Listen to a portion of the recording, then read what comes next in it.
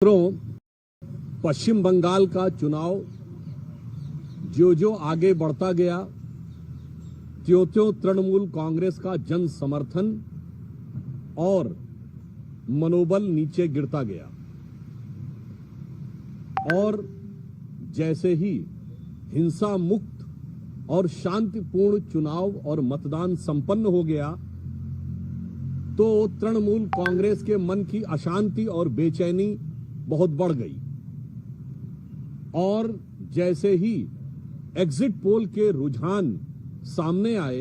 तो ऐसा लगने लगा कि उनका संतुलन भी पूरी तरीके से खोने लगा और देश के इतिहास में पहली बार ऐसा हो रहा है जब किसी ऐसे राज्य में जहां पर की चुनावी हिंसा एक सामान्य और सहज बात हो गई थी, 2018 के पंचायत चुनावों में 75 लोगों की हत्या हुई थी। उस राज्य में यदि विधानसभा के चुनाव बगैर कोई विशेष हिंसा के संपन्न हो जाएं और तब किसी के मन में आपत्ति हो तो मेरा सवाल उठता है कि संविधान किन लोगों के रहने पर खतरे में है। अब जिस प्रकार से तृणमूल कांग्रेस ने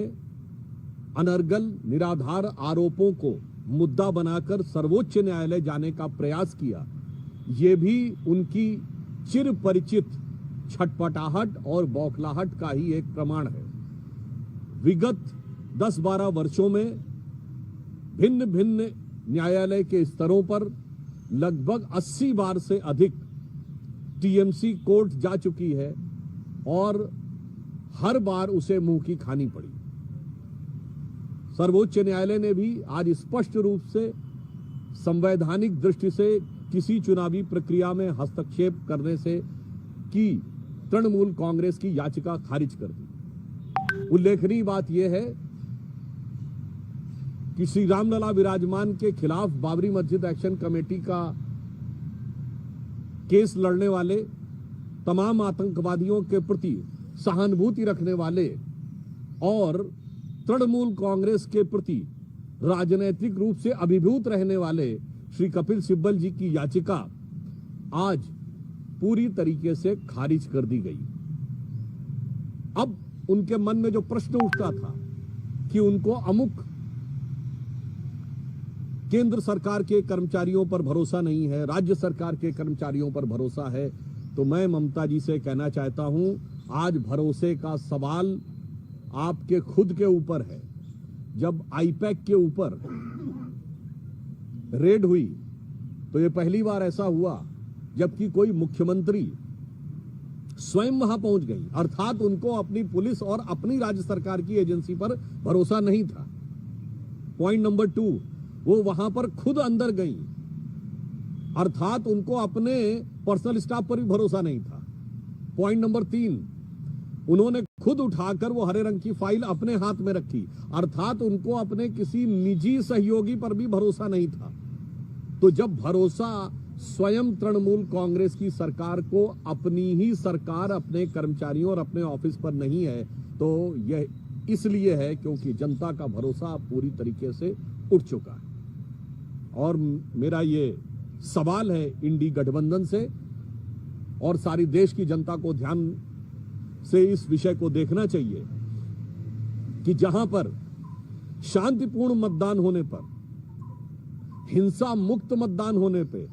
हत्याएं न होने पर किसी को समस्या उत्पन्न हो रही है, इससे बहुत साफ है कि हिंसा, दबाव, भय और आतंक के आधार के ऊपर जो सत्ता बनाने का प्रयास था वह आज पूरी तरीके से भरभराता जा रहा है और संवैधानिक उपकरणों का इस प्रकार से दुरुपयोग करना और संवैधानिक संस्थाओं में बार बार जाकर न्यायालय को इतनी बार जाना, मुझे लगता है कि यह न सिर्फ आपकी राजनीतिक हताशा को दर्शाता है बल्कि यह भी दर्शाता है कि संवैधानिक व्यवस्थाओं में आपकी आस्था नहीं है और उसका आप दुरुपयोग करना चाहते हैं। आज का जो सर्वोच्च न्यायालय का निर्णय है यह संवैधानिक दृष्टि से उपयुक्त और राजनैतिक और नैतिक दृष्टि से तृणमूल कांग्रेस की मंशा के ऊपर एक गहरा गंभीर सवालिया निशान है। आज राज्यसभा के सांसद श्री संदीप पाठक जी के आवास पर पंजाब पुलिस ने जाकर रेड करने का प्रयास किया। हम यह सवाल पूछना चाहते हैं पंजाब से, जहां कानून व्यवस्था की स्थिति इतनी लचर है कि आपकी पुलिस न ड्रग वालों को पकड़ पा रही है, जहां पवित्र हरमिंदर साहब के गेट के ऊपर भी गोली चल जाती है, जहां पर पुलिस अधिकारियों के कार्यालय पर हमला हो जाता है और वहां पर नियंत्रण न करके आज जिस प्रकार से पाठक जी के आवास पर पंजाब पुलिस ने धावा बोला है, मेरा सवाल केजरीवाल जी से है कि इस तथाकथित नई राजनीति के अलंबरदार यह बताएं कि आपके राज्य में जहां कानून व्यवस्था सर्वाधिक ध्वस्त है, और कल ही एक गंभीर आरोप पंजाब विधानसभा में विपक्ष के द्वारा लगाया गया कि मुख्यमंत्री भगवंत मान जी के ऊपर कि वो नशे में हैं, तो मैं आम आदमी पार्टी, पंजाब सरकार और विशेषकर केजरीवाल जी को यह स्पष्ट रूप से कहना चाहता हूं कि कागज का है लिबास,